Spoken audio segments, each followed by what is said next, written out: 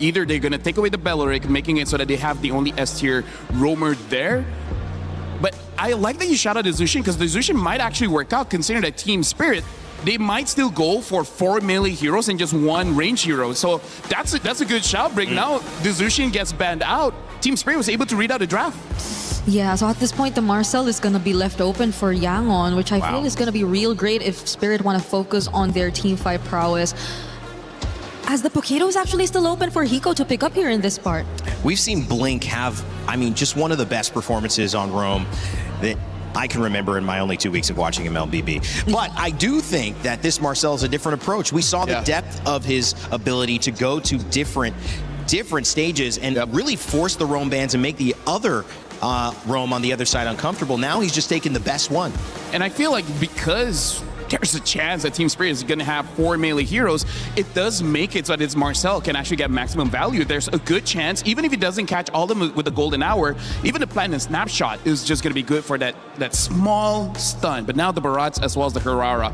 Team Spirit is already starting off very strong in their ban. Yeah, I don't know if part of them is just really complacent that Yangon is likely not going to pull off a Pokito Gold anyway, because I don't think Sanji has ever gotten his hands on a fighter gold lane. So the possibility of them still getting that is very high, and you see it right now. Claude is going to be locked in by Yangon, so the Pokito possibility is again still available for Spirit if they want to lock in their side lanes right now. It's a very good composition in the Uranus and Marcel. You've got Lockdown, you've got Comfort for Sanji, Blink's on a top tier hero, but you got to look at this Pokito, Hirara, and the Barats. I mean, it's arguable that the Barats might be the most contested, most valued pick between these two teams. Oh yeah, for sure. Speaking of, Brig, today you can, be the analyst, you can do the tellers, or you've been calling this picks very well. So now for Team Spirit, either they get rid of the mid laners or get rid of the junglers, because as of right now, I kind of feel like there's no real threat in the jungle for now, so they might just go for mid.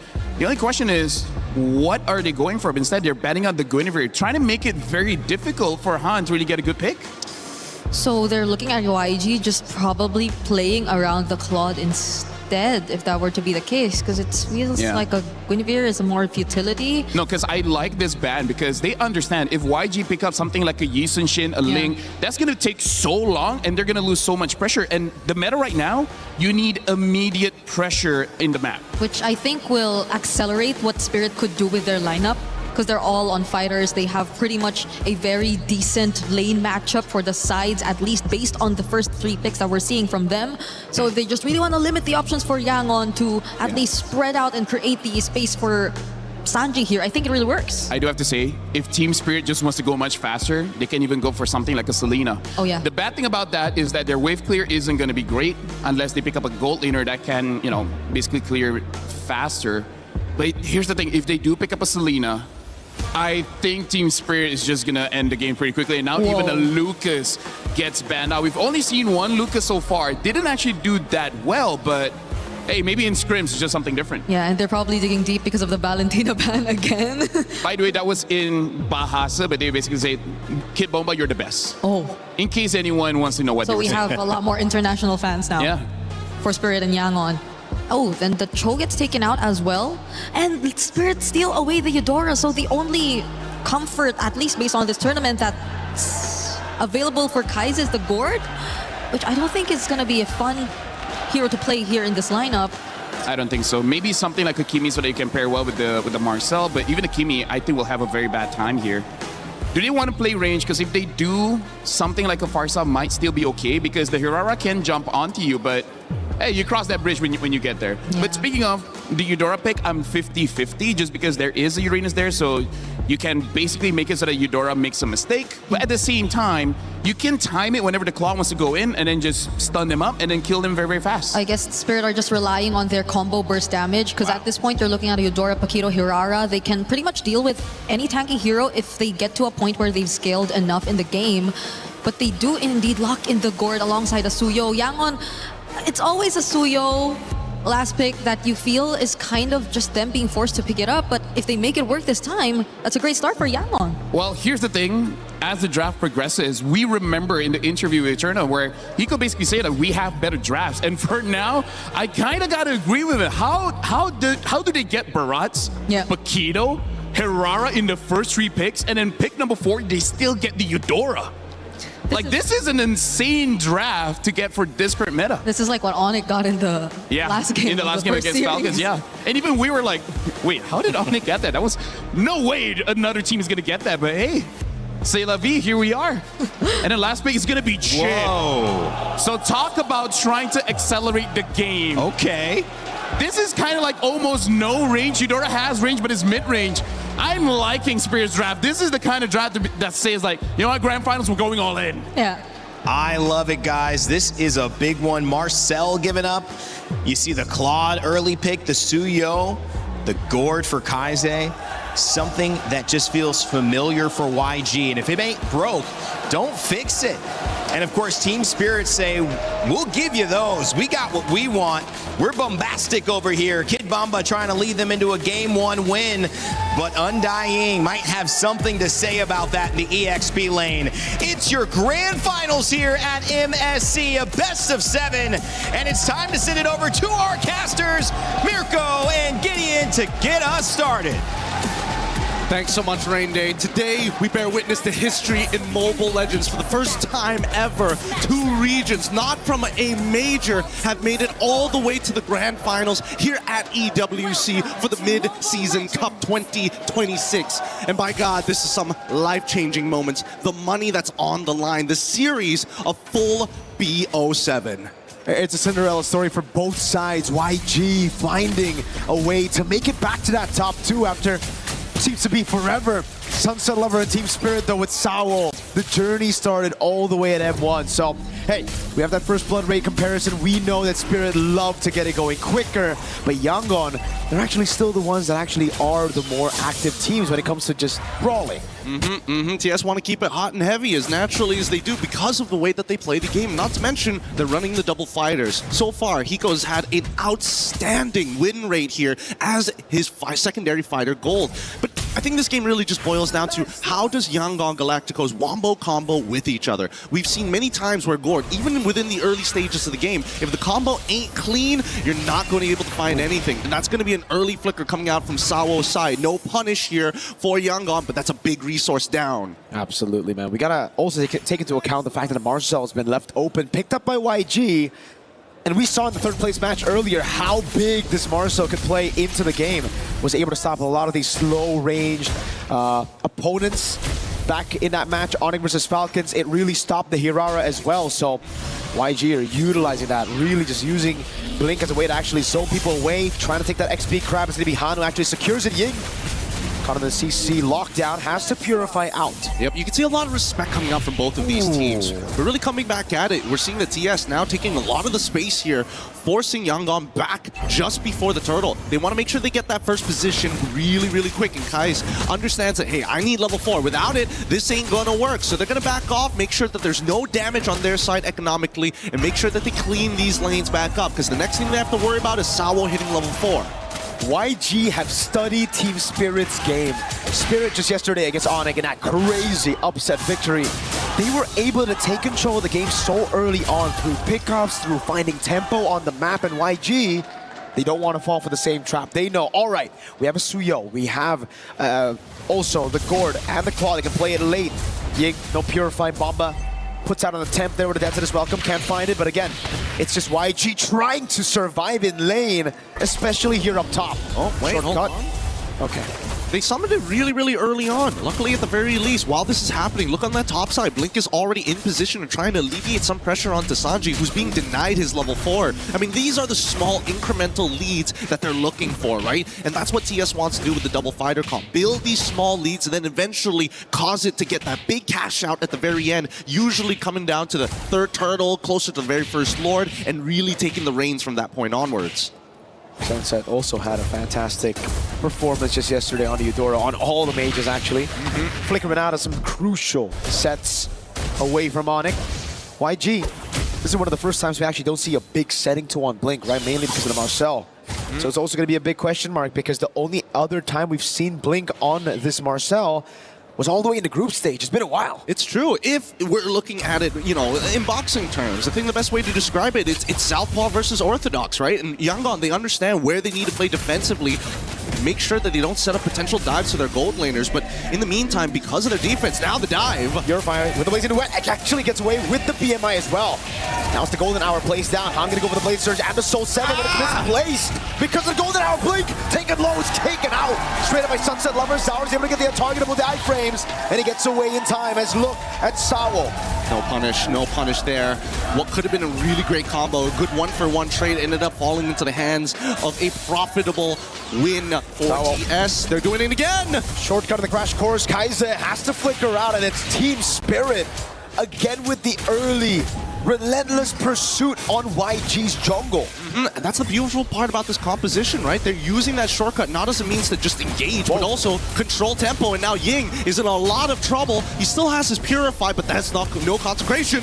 Consecration, but it is early even through the Purify. Sour picks up a kill, now goes straight into the neutral objective. That's going to be free for Team Spirit. Look, in the meantime, look, he's already trying to proxy this wave, and Sanji, he's well aware of this, right? Again, defensive against aggression, and Yangon understand that they have to play very, very defensively for the first couple of minutes of this game. Arguably now, with a 2-kill lead and the 2.3k deficit, that probably bought them an extra 4 more minutes on TS's side. So we're expecting probably around the 10th to 11th minute when Yangon get into position, unless we do see a huge turnover fight. That turret conversion down below. Bomba, man. Just like yesterday, Gideon, he's conditioning YG to see these misses, to see these whiffs, and then all of a sudden he's going to pull off a crazy dead center flicker. That's the beautiful part of it, right? Get the early conditioning down, because technically there's nothing to fight for on the map as they're trying to get Sanji out of this lane, but they can't seem to do so, especially with Hiko. He's playing this really, really well. He's pressuring life totals, he's maintaining control. Bait! Doesn't connect. Yeah. Good reaction on Sanji. Could have had his Purify out taken. Spirit definitely want to play around that now, and Sanji's going to recall. That means Hiko will again be able to find a tempo up top as now they look for a cut on mid. Kaiser has the flicker back up in 3. Spirit will play it slow, and look at Bomba, They're playing so well, and now they want to collapse down on this mid-tier 1. If they don't get it, they might be able to contest for this purple buff, but I don't think they have it. As we look towards bottom side, even Zara making sure that Sanji feels the pressure. Oh! Shortcut's going to be dropped down. Bomba. Okay. Goes for the chop. Purify out. Golden Hour catches 3. And the Mystic Gush. Not too sure about that. Bomba's going to take hit all the way through. He's going to soak it in. No problem. Yeah, we both saw this was going to be somewhat of a nothing fight here. No real commitment on either side, and more importantly, just not enough items to actually cut through all the base HP coming in from TS. They are still in the phase where it's their turn to play the game, and Yangon have to just defensively and honestly be really creative with these small little cheeses that Spirit have taken full advantage of, whether it's in-lane baits, the pressure that they apply, and also the information that they give has been immaculate. Free turtle take. Free everything. The first 2 kills were free. There was nothing to retaliate against it. The structures as well. And a mid-lane Blink bursted down. Oh, God. The Marcellus looks so untouchable. Just being pick or ban every single time. And when... Oh, God.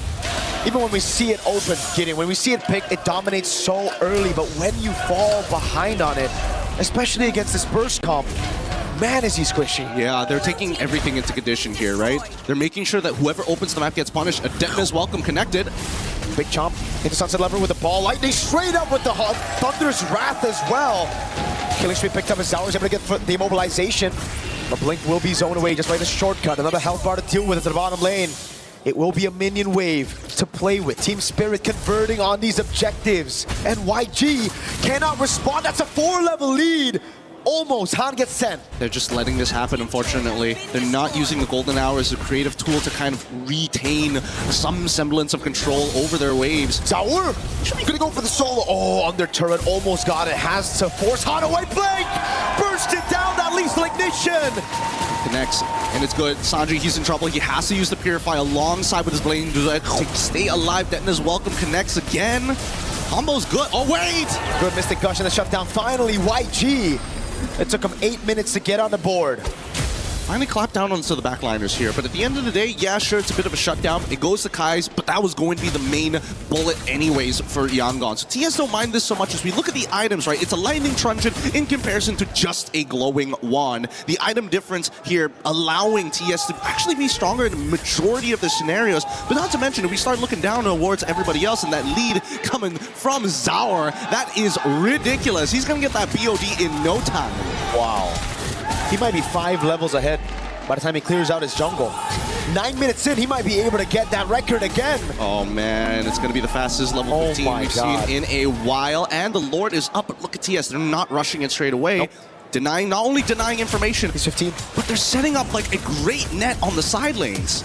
Oh, Sunset instant flicker away from Blink. Take a look at Sawo up top as well.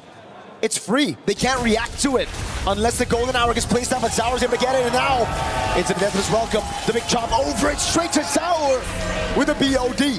yeah, the combo not exactly landing, but it's good enough. They've zoned Yangon completely away from their neutral. With this Lord take, I want to see how much they can actually get off of it, because this is where it gets scary, right? As much as Zaur can dive underneath the turret, most of the time, if a composition like this wants to get an inhibitor against a full 5 on the opposite side, despite the 8.2k lead, it does come with its risks. A lot of it just comes down to juggling the aggro from the turret to make sure that everybody can absorb the damage and spread it out evenly rather than one person just taking it. But worse yet, it's about Kid Bomba landing the detonator's welcome to really set the tone. Big chomp down again. Purify's still available though. He's just trying to bait it out, but Ying stays patient with it. Pops into Consecration. Sunset Lever coming in as well. The golden hour will be able to find it. Blink slow. Hiko goes in. A flicker out from Blink. And Ying's just trying to hold. Holy Shield already depleted now as Zaur walks up to zone. Turret gonna go down. Up top. Purify as well, baited out by Ying. Yeah, they're getting everything out of them. Unfortunately, every single time that Ying gets hit by the detonator's welcome, it almost trades ult for ult, and they don't mind this. It's actually good. Hey. Oh! There's the gush on Bomba. He's taking that 2 damage. Blink goes down. Bomba stays alive.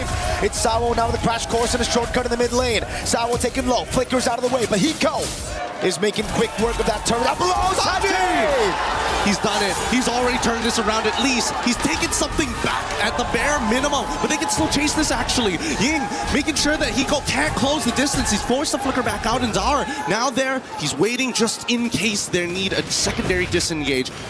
Considering everything that has happened in this game, yes, it is a bit of a shutdown, going over to the right targets, in this case, Sanji, but the lead is already too wide. 8.9k, now turning into a 9k lead, 11 minutes into this game. This could be a make it or break it on Lord side, and with 2 missing inhibitors on both side lanes, there's just no way, not even the spawning of the Lord RNG will work into the favor of Yangon.